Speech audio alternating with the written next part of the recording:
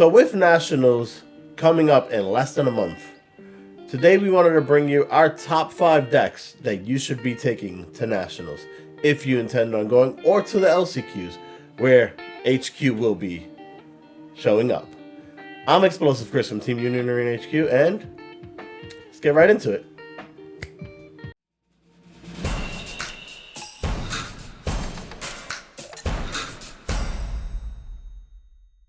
Alright, so getting right into it, we're going to be going over our top 5 decks today that we believe you should be taking to Nationals. Now, again, this is just our opinion and what we found to be in testing.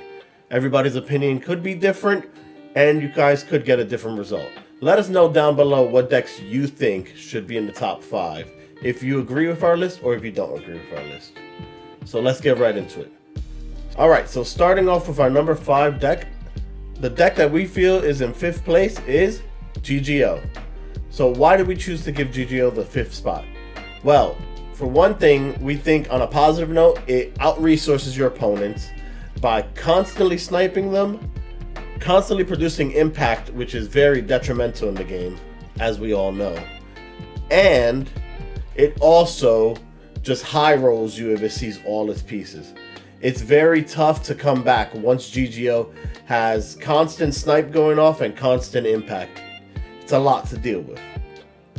Now, the reason we chose to give it 5 instead of anything higher is because the deck does come with its fair share of issues. It has consistency issues in terms of sometimes you see your high pieces and you don't see your double energy producers, or sometimes you see too many double energy producers and you don't see your high pieces. It is for this reason that we chose to put GGO in our 5th spot. Now, the deck could come up, and I do see that it could sneak you. This includes 7-drop Kenshin. It can just decimate these decks if it does draw correctly. But the chances of it drawing are very low and very unlikely. And this is why we chose to give it our number 5 spot. Alright, so coming in at number 4 place, we're going to be talking about Yellow Eva. You guessed it. So now, Yellow Eva is amazing. I am so excited to play this deck. Right? It has a new get mechanic, which can summon on your opponent's turn. It can interrupt during your opponent's turn. The deck just does everything that a deck could possibly want to do, right?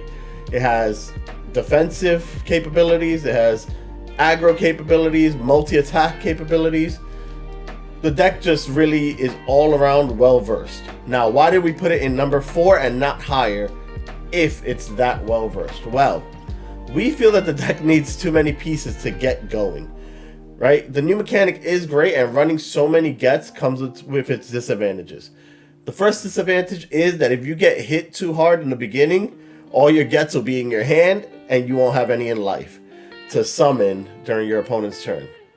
Second is if you don't draw the 3-drop Mari, this one right here, then ultimately the deck doesn't function the way you want it to. And you also have to see that in tangent with the 4-drop Mari right here, right? And these two cards together kind of make the deck flow and get going to do what the deck wants to do. Now, it is a rushdown deck, so it can rush you.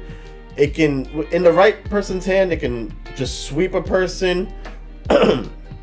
It can just decimate you. But it has too many moving pieces that it needs, and so against faster decks, it just tends to lose. But I am super excited to play the deck, and well, that's why we gave it our number 4 spot. Now moving on to our 3rd spot. Alright, now before we move on to our number 3 spot, we wanted to mention some honorable mentions. Starting off with Yellow Mina. So it's no surprise that Kaiju number 8 came out, and Yellow Mina has been terrorizing the meta. You know, it comes out, it sneaks, it does what it does. This deck is just phenomenal. And so for that reason, we gave it one of our, secretly broken spots, you would say, right? It's one of our honorable mentions. Mina could sneak you, it could do so much. Where we feel that the deck lacks is that it has no removal. And having no removal in a meta like this just becomes very detrimental. It's like you kind of just lose to things that have too much removal, right? But this doesn't mean that Yellow Mina is anywhere far from gone. It can do so much, and it can take your opponent out in so many ways. It is insane. Alright, and the second honorable mention we have is Purple Song from SOA Set 2. This deck is amazing. It can loop from the graveyard. It can recycle cards to the bottom of your deck, including your finals, so that you can see them again. It can push everything that you put on the bottom all the way back up to the top, so that maybe you see it in a later game state when you need it. It can summon your boss monster from your grave. It does so much. But now, why is it not on our top 5 if it does so much?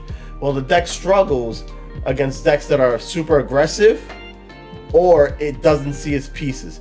If you don't see a song, none of your things kind of go off, and you kind of end up losing the game. Now, there shouldn't be an instance where you don't see a song. But if the instance does come, you will lose. And the deck takes a very good pilot.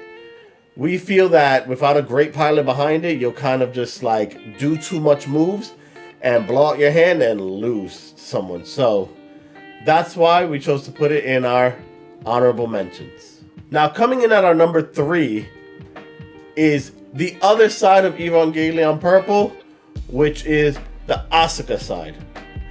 Now, this deck is insane because it can attack you multiple times. It reduces the board. It has very strong bodies that come out and very strong raids. It is great. It is like what we wanted Byakuya to be from the first start. But where it suffers is that if you don't see some of your pieces in Tangent, you kind of end up losing. Now, on the plus side, the deck does, value that it only needs to play a 4, as the other Eva needs to play a 7. But where it struggles is that if you don't see your pieces, your Asuka, your negative pieces, you don't get the double attack off, you don't get certain things going, and most of your stuff has to reduce things on the board. Your special kind of like is like Senbon Zakura, where it needs to like kind of reduce a wide area or like put it all into one target. It can't take out a 5k. And for that reason, it's kind of like suffering in the other versus the other two tops, but it is still a very strong deck, and we feel that you can pick this deck up and do amazing things with it. Now, the throwback to the deck would be that it did just get hit and lose its 1-drop Mari, which was one of its ways to search consistent pieces. We don't know if this is going to hurt it or not. We have tested it. It doesn't seem like it hurt it, but we'll just have to see with further testing, right? But that's why we chose to give it our number 3 spot. Alright, moving on to our number 2 deck. You probably already guessed it. It's Red Kenshin. Now, Red Kenshin has dominated the format since it's come out. It has everything a deck could possibly want. It has, dual attack. It has, damage 2 if you're running the Sanosuke package. It has protection first cards. It has draw power. It has, multiple attack capability. Red Kenshin does it all, which is why it's a very oppressive deck. Now, where Red Kenshin suffers in weakness is that against Impact Negate, it's no good because it pushes back cards and it'll just get pushed up against you.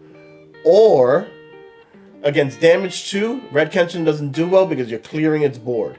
And Red Kenshin is kind of like, it puts out big boards, and if you can clear them, the likelihood is you win. So, for this reason, we chose to give Kenshin our number 2 spot, because we don't think it's going anywhere anytime soon. Alright, and now to talk about our number 1 spot. You probably already guessed it. The other side of Purple Eva, 7-drop Spear build. Let's get right into it. So, 7-drop Spear build is very amazing only because it has some big boss monsters. It can put out these big boards that just overwhelm your opponent. Now, it is a ramp deck, and most people are probably on the fence about it because they're like, it's a ramp to 7. I don't know. You'll die before that. I promise you, you will not. The deck does what it does, but you also have another boss monster to back you up, which is 4-drop Wunder. And Wunder is amazing because it's like having your own personal snipe every turn. And if you pair it up with one of your 0-drops, you can always get Wunder back from the grave and hit your opponent again to out-resource them. So the deck has survivability. If Wunder dies, Wunder's able to search for you. And once you get your big boss monster out, the 7-drop, you kind of just put out a board, swarm your opponent, and end up completely overwhelming them. This deck is insane. It has impact negate, big boards, constant impact. It is a very good deck. Just overall insane. And it's no surprise why it's taking our #1 spot. It's been running amok in Japan, and we think it's going to run amok here as well, right? We thought it was going to get hit by having one of the common Shinjis taken from us, but they didn't. They surprised us by not touching any. And so I can't wait to see what this deck does, and it is one of the scariest decks that you should be looking out for if you plan on going the Nats or the LCQs. Alright guys, so that's everything. That's our top 5 list. Let us know down below your thoughts and whether you agree or disagree with our list. Maybe you feel like another deck should be in the top 5 list. Let us know your thoughts down below. Would love to hear from you. Also remember to like, subscribe, share the video. It's the free and easy way to support us. We appreciate all the love and support we get from you. And we hope to see you guys not only at the LCQs, but also at Nats, where myself and Noir would be there. And we'll be greeting everybody, saying hi. We'd love to take pictures, hear from you guys. So we look forward to that. And with that, that wraps up another video. Till next time, guys, take it easy.